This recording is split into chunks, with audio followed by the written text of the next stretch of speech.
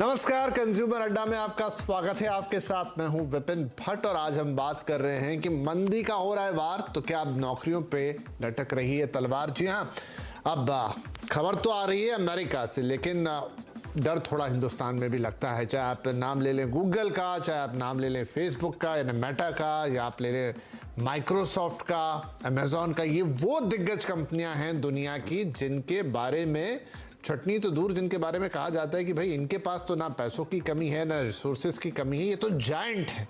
लेकिन ऐसा क्या हो गया कि इन जायंट्स को भी लोगों को नौकरी से निकालना पड़ रहा है? आखिर क्या इतनी बुरी हालत हो चली है, या इनसे ही ऐसी कोई गलतियां हो गई जिसको अब ये सुधार रहे हैं? तो चलिए, अमेरिका क्योंकि पूरी दुनिया की अर्थव्यवस्था को प्रभावित करने वाला देश है, भारत भी एक ऐसा देश है जहां से यहाँ जो छटनियां हो रही हैं, एक आंकड़ा ये कह रहा है कि पिछले 4 महीनों में 2 लाख से ज्यादा नौकरियां गई हैं, ज्यादातर टेक क्षेत्र में गई हैं, और ये 2 लाख भारतीय हैं जो वहां पर अपनी नौकरियां खो चुके हैं। उसके अलावा भी और लोग होंगे, लेकिन भारतीयों ने खो दी है।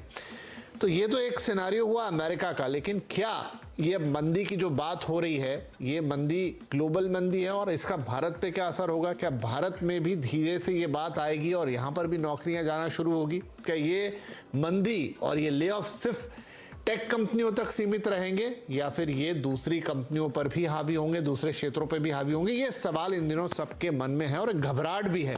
तो आज इसी की थोड़ी सी बानगी देखेंगे कि क्या दुनिया की जो चीज़ें हैं, या खासतौर पे अमेरिका की जो चीज़ें हैं, उसका रेप्लिकेशन हम भारत में भी देखेंगे तो किस हद तक देखेंगे। या ये भी है कि भारत इन सबसे अछूता, बल्कि भारत का मामला बिल्कुल अलग है, या लोगों को नौकरियां मिल रही हैं। कुछ आंकड़े भी आपके सामने पेश करेंगे। तो चलिए आज के शो की शुरुआत करते हैं, और आप सबसे पहले आपको हम बताते हैं कि आज हमारे साथ साथ कौन मेहमान हैं।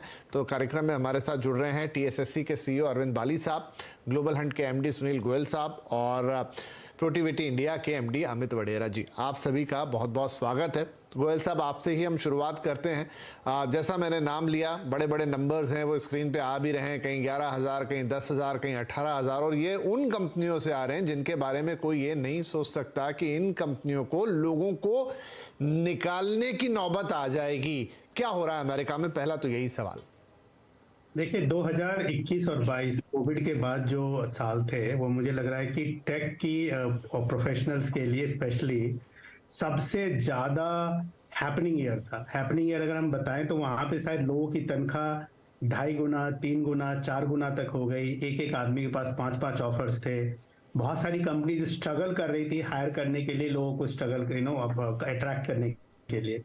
तो कहावत है कि कोई भी चीज अगर एक्सट्रीम हाई जाएगी तो थोड़ा तो लो आएगी उसको बराबर होने के लिए, इक्विलिब्रियम होने के लिए। तो ये वही हाल है जो रियल एस्टेट का हुआ था 2006-7 में या 5-6 में, जब उसके बाद सब प्राइम क्राइसिस आया और फिर एक रीअलाइनमेंट हुआ, पूरे के पूरे एक स्टेबल हुआ। तो टेक में शायद ऐसी कोई स्थिति आ गई थी 2021-22 में। इमीडिएट आफ्टर कोविड के बाद सब कंपनी को लगने लगा टेक पे डिपेंडेंसी बढ़ानी पड़ेगी, हर चीज को ऑफ रिमोट करना पड़ेगा। और ये जितनी कंपनीज है, बड़ी कंपनी है, सारे product and platform based organisations हैं। इनका जो टेक्नोलॉजी में इन्वेस्टमेंट होता है वो लॉन्ग टर्म होता है। इनका कोई इमीडिएट सेविंग, इमीडिएट कॉस्टिंग, क्योंकि छोटे छोटे प्रोडक्ट बनाते हैं, प्लेटफॉर्म्स बनाते हैं, टेक्नोलॉजी बनाते हैं, तो इनका investment 3 years, 5 years, 6 years, 10 years को देख के होता है। एक फ्यूचरिस्टिक प्लान होता है। बट अगर आप सडनली देखें, जब इतना कॉस्ट बढ़ गया, और वो कॉस्ट भी क्यों बढ़ा? हर कंट्री अपने देश में इकोनॉमी के सर्कुलर को बनाने के लिए काफी पैसा उन्होंने झोंकार दिया, इसने सरप्लस किया। वहां पे भी जो उनका फेडरल बैंक है, $1 ट्रिलियन उन्होंने पुश किया उसके अंदर में। तो जब पैसा इकोनॉमी में आता है तो इन्फ्लेशन बढ़ता है, इन्फ्लेशन बढ़ता है तो रेट बढ़ जाता है लोगों का। तो उस करेक्शंस के हिसाब से अगर आप देखें तो हर कंपनी ने शायद जितनी रिक्वायरमेंट थी उससे ज्यादा रिक्रूट किया। नंबर 2 में उनकी जितनी कॉस्ट थी वो मैन पावर कॉस्ट 2x या 3x हो गई।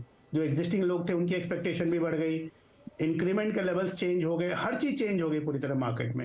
अब उसको स्थिर करने के लिए कंज्यूमर तो मार्केट में नहीं है, उस प्राइस को देने के लिए सस्टेन्ड नहीं है, क्योंकि अब तो सडनली हर कंपनी, RBI हो या फेडरल बैंक्स हो, सारे बैंक्स ने अपने रेट्स, रेपो रेट्स बढ़ाने शुरू कर दिए। इन्फ्लेशन को रिड्यूस करने के लिए कॉस्ट बढ़नी शुरू हो गई। तो इसका अल्टीमेटली इम्पैक्ट नौकरियों पर पड़ता है। तो आज की डेट में देखें तो अमेरिका वैसे भी हर जगह से सबसे ज्यादा इकोनॉमी के पर्सपेक्टिव से देखें तो सबसे 20 ट्रिलियन से ऊपर की इकोनॉमी है, 20-25 ट्रिलियन की। और उसके बाद अगर आप देखें तो हमारे जैसे मार्केट का या किसी भी डेवलपिंग मार्केट की डिपेंडेंसी अमेरिका के मार्केट पे तो वहां पे export of services, export of product dependent होता है। और हमारे यहाँ बहुत सारे ऑफशोर सर्विसेज होते हैं जहां पे एक ह्यूज अमाउंट ऑफ एम्प्लॉयमेंट है। बट एक एडवांटेज है हमारी कंट्री में, अगर मैं इसका बताऊं तो, क्योंकि वहां के कॉस्ट और हमारे कॉस्ट में अभी भी 3 to 4 टाइम का डिफरेंस है। यानी वहां पे सैलरी हमारी सैलरी से 3 गुना या 4 गुना है, अगर मिनिमम भी मान ले तो 2 गुना तो है ही।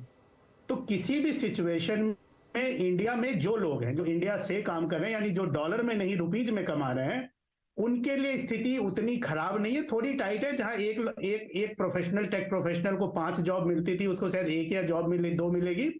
और बहुत सारी दूसरी इंडस्ट्री थी वो भी सस्टेन्ड है।